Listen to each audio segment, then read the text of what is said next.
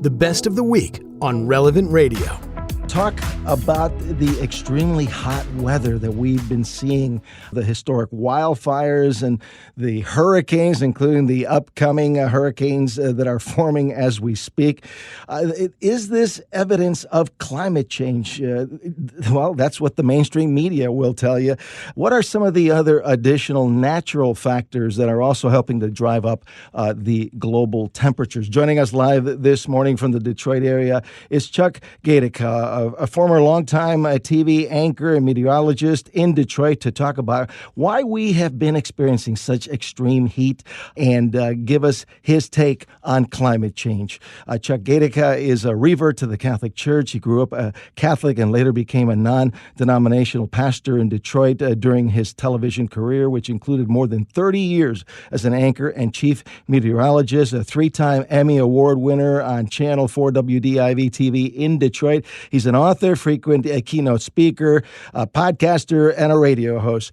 Chuck, thanks so much for joining us. It is great to be with you for the first time here on Morning Air. Well, John, good to join you. Good morning. Can you give us your perspective of where we're at right now? What is happening weather-wise in our country and around the world based on all those decades of experience? Well, I think there are some changes that are occurring. You know, I grew up in Chicago and then was in Detroit most of my adult life. And I would have to argue snowstorms have changed in their frequency and, you know, the size of them. There have been some changes. But I want to caution people when they hear of climate change or global warming. Climate is different than weather. So the heat wave that we've been having, I believe, is much more akin to a weather pattern, including El Niño, which starts way off in the Pacific. It's this heat dome that builds over the southern part of the country. And so you always have to remember that when something dramatic with weather happens, which is kind of the short term, including hurricanes and tropical storms, they don't necessarily have a correlation to a grander long range plan of whether it's natural warming or, you know, me driving an SUV or something. So I think that's one caution. The other thing is that it's become such a politicized issue, as you know, that it's hard to find truth, capital T. It's hard to find a true source because there are a lot of people who will take weather happenings or even the wildfires, which are an occurrence that are happening this season, and extrapolate it out. So that's one side of the balance, maybe one side of a coin. The other side of the coin that I remember, years ago, I was invited to the White House for a conference on global climate change. That's what it was called under President Clinton and Vice President Gore. You can argue that it's apparent just by saying that there could have been an agenda, right? So I don't want to get politics in here. But the reality was, the headline that stuck with me is if the Earth's climate is changing, which could be a grand natural cycle, God's a big God, Earth's a big Earth, and it could change, we should look for the possibility of extreme extremes. That's a phrase that has stuck with me, John, for a couple decades now, that when we see tropical rainstorms hit Florida, instead of 2 inches of rain, it's 6. When we get a hurricane, could it intensify beyond what is typical? Maybe it's even faster. I think those are still giant question marks, but I think that's a phrase that we can all think about. Are we seeing more extremes? It's going to get hot in the south and the mid part of the country, but did it get even hotter? You know what I mean? No question about it. And, you know, I can't help but think of some of the extremes that existed in other times. I mean, in the 1930s and 40s, there were super hot days. Last week, it got up over 100 here in Chicago, and they were saying it was going to break the 1947 record. What that means is that it was really hot in 1947. That's a perfect point. Same thing with the hurricane, or what was left of one that just hit the Baja of California and came up through California. You know, they referenced it's historic. It was, but there was one in 1895, and there was one before that, and then the records stop. You know, so we don't know how far back that trend goes. So you're right on point with that idea. We hear of records, and then if we broke one, did the old record happen before anybody was talking about global warming? Maybe it was global cooling at the time, right? Chuck, can you talk about just a few of the natural factors that may also be helping to drive up the temperatures of our planet and be a reason why we've been experiencing such extreme temperatures? Well, let's talk about the heat in the United States. And frankly, there's a bit of a break that has kicked in now. So from where, the upper Midwest to we've got a son and daughter-in-law and a baby grandson in St. Louis. Last week, they were 100 degrees. This week, it's low to mid-80s. So they've already gotten a break. I guess we could say it's not as hot. It's 55 degrees here in Chicago this morning. I needed a jacket. I know. Yeah, so we have gotten a break. But here's what's happened. Picture you've got a cake plate, right? One of those clear glass things, and it's got one of those domes. Sometimes we go buy an apple pie in the fall or something, and you bring it home and you put it underneath that cake dome. Pick up that dome and set it on the United States on a map. And it's under that dome of high pressure, clear glass, in essence, that the heat has been building from the spring into the summer.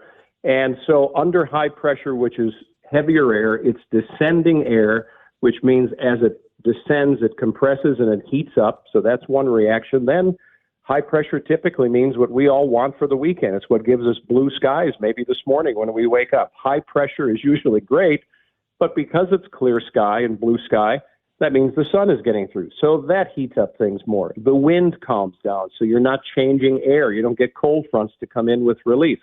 That's due in large part to what we've seen with the heat this year. It's been this dome of high pressure over the nation's mid-south and southwest. And part of that is El Niño, this upper-level winds that come out of the Pacific Ocean.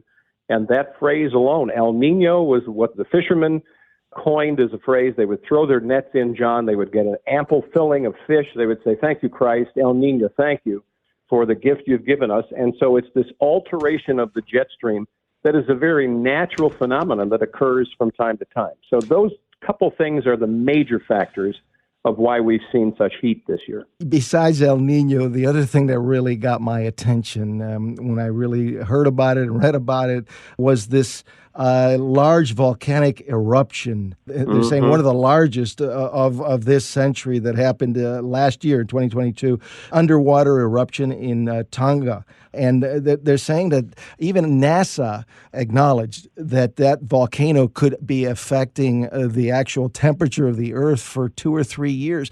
The question for me is, why is this not being talked about in the mainstream media? And, people just ignore these natural phenomena like this volcano in Tonga.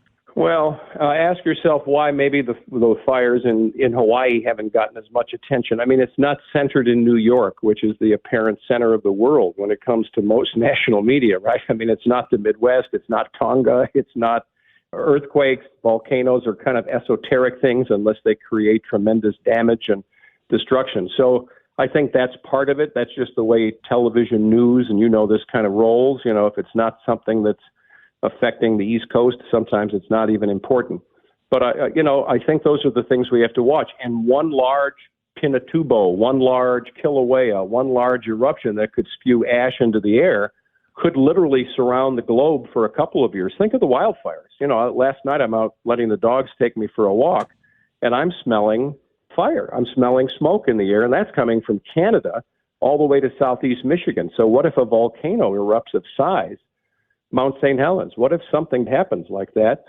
It could well affect the weather of the planet for a couple of years. Well, this is what drives me crazy is, that no one talks about things like that, like a volcanic eruption in Tonga specifically. This is the one that really got my attention. But, everybody's always blaming it on the factories, on the cars, on the coal. And no one talks about the natural effects. And remember, again, climate and weather are different. And the other thing I would caution everybody is that if you're watching Tropical Storm Idalia form in the Gulf of Mexico and come your way in Florida, if you're in the middle of that, it's a disaster, right? I mean, in the short term, it seems like you'll never get through it. Or the Dust Bowl of the 20s and 30s, we'll never get out of this. And we did. So just remember the natural cycles of the planet could go 1 year, 5 years, 50 years. It doesn't seem like it's going to ever change in your lifetime, and yet likely it does.